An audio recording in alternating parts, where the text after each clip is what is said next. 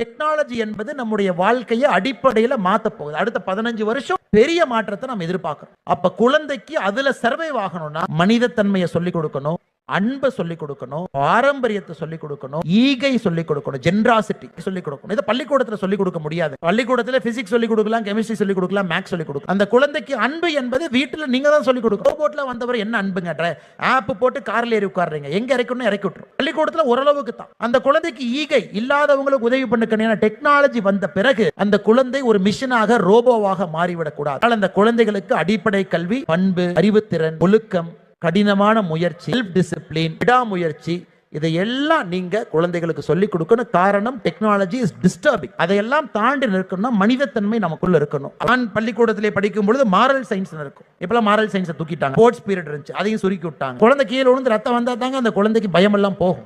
ஸ்கேட்டிங்ல பண்ணும்போது கீழே விழுந்துதான் எந்திரிப்பாங்க. அதனால குழந்தைக்கு அந்த வாய்ப்பு கிடைக்கட்டும். நிறைய ஸ்போர்ட்ஸ் விளையாட விடுங்க. ஸ்போர்ட்ஸ் விளையாடும் போது தான் டீம் ஒர்க், விட்டு கொடுத்தல், ஈகை குணம். ஸ்போர்ட்ஸ் விளையாடும் பொழுது தான் பெருந்தன்மை. அது கிளாஸ் ரூம்ல எப்படிங்க சொல்லிக் கொடுக்கிறது, பிசிக்ஸ் லேப்ல எப்படிங்க சொல்லிக் கொடுக்க, கெமிஸ்ட்ரி லேப்ல எப்படிங்க சொல்லிக் கொடுக்கிறது. விளையாட்டு மைதானத்தில் அந்த குழந்தை போனா தான் அந்த குழந்தையினுடைய உண்மையான மனிதத்தன்மை வெளியே வரும். அதனால் எல்லா பெற்றோர்களும் கூட என்னுடைய அன்பான வேண்டுகோள், உங்களுடைய குழந்தைகளுக்கு ஸ்போர்ட்ஸுக்கு பெரிய முக்கியத்துவம் கொடுங்க. அதுவும் கிராமத்தில் இருக்கக்கூடிய குழந்தைக்கு தான் அந்த பசி என்பது வயிற்றில் இயற்கையாகவே இருக்கும். சாதிக்கணும் என்கின்ற வெறி.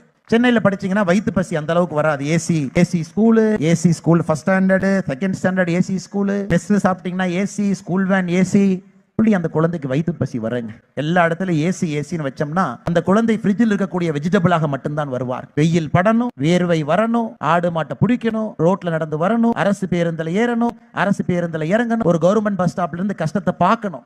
பார்க்கக்கூடிய குழந்தை தான் ஆளுமையாக வருவார். அதனால் நிச்சயமாக கஷ்டத்தை கொடுங்க. நீங்க கஷ்டப்பட்டு இவ்வளவு தூரம் வந்ததுக்காக குழந்தைய பத்தி வளர்க்காதீங்க. வாய்ப்பு கொடுங்க, உருவாக்கி கொடுங்க. வேர்வையை பார்த்து ரசிங்க. வெயில் அந்த குழந்தைகள் போகட்டும். நிச்சயமாக பெரிய ஆளுமைகளாக வருவார். பெற்றோர்கள் இன்னைக்கு ஐயோ நாம கஷ்டப்பட்டோம் நம்ம குழந்தை கஷ்டப்படக்கூடாது, அது தவறான ஒரு வாதம். நான் தொடர்ந்து பல இடத்துல சொல்றதுங்க. நீங்க கஷ்டப்பட்டீங்க, உங்களுக்கு வாய்ப்பு கிடைக்கல. ஆனா இன்னைக்கு நீங்க அந்த வாய்ப்பு உங்க குழந்தைக்கு கொடுத்துருக்கீங்க. அதனால குழந்தை கொஞ்சம் கஷ்டப்படுறாங்கன்னா விடுங்க, தவறு கிடையாது சார். ஒரு கவர்மெண்ட் பஸ்ல, டவுன் பஸ்ல வந்தா தான் அந்த குழந்தைக்கு ஏழைன்னா யாருன்னே தெரியும். இந்தியாவினுடைய ஆளுமைகள், இந்தியாவினுடைய பெரிய மனிதர்கள், வருங்காலத்தில் வரக்கூடிய பெரிய ஆளுமைகள் எல்லாம் இந்த நாள்ல ஏதோ ஒரு கிராமத்துல பிறந்திருப்பார்கள் என்பது சத்தியம். எந்த மாற்று கருத்தும் இல்லை. ராமராஜ்யம் நமக்கு வேணும்.